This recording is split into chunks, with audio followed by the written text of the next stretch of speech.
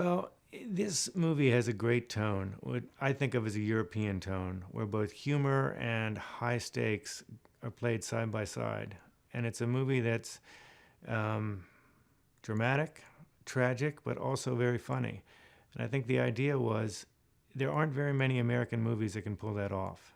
And we thought this is a remake where you can pull that off, where you can be true to that tone of the original and have humor and drama and tragedy intermixed. And if you can do that, you get a really rich and unusual movie.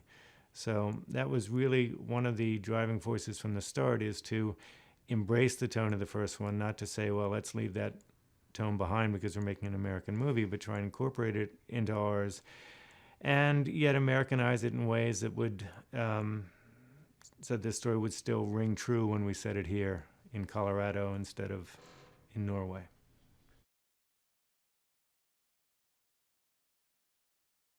I think we preserved so much of the story from the original, the spine of the story. Both are about uh, men who lose their sons, and they're both revenge movies that teach the main character the cost of revenge. And um,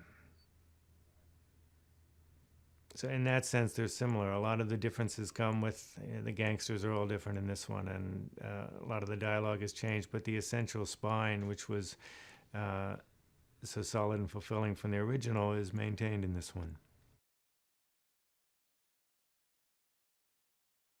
Hans was uh, very open from the start about um, making it a different movie while keeping the spine of the original, of um, trying different things. He didn't want to simply shoot the same movie again in America. He wanted it to have an American feel and to make sure that uh, Denver and Colorado worked in their own way.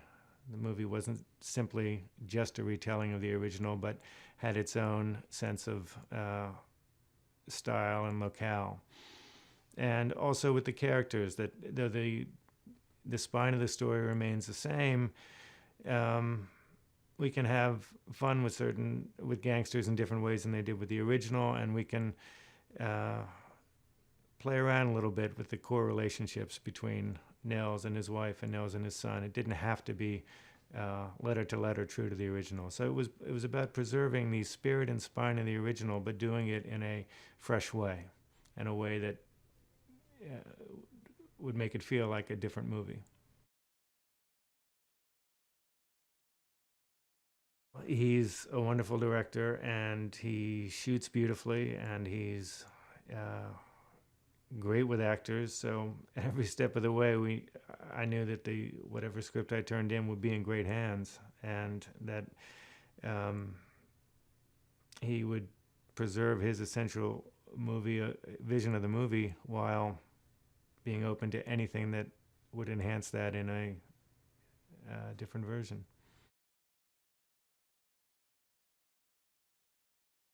Liam is perfect for Nels. He has uh, the the quality of Nels is a solitary guy, and Liam is really able to embody that. He's a guy who spends most of his time alone in the mountains, and that's okay with him. He likes it.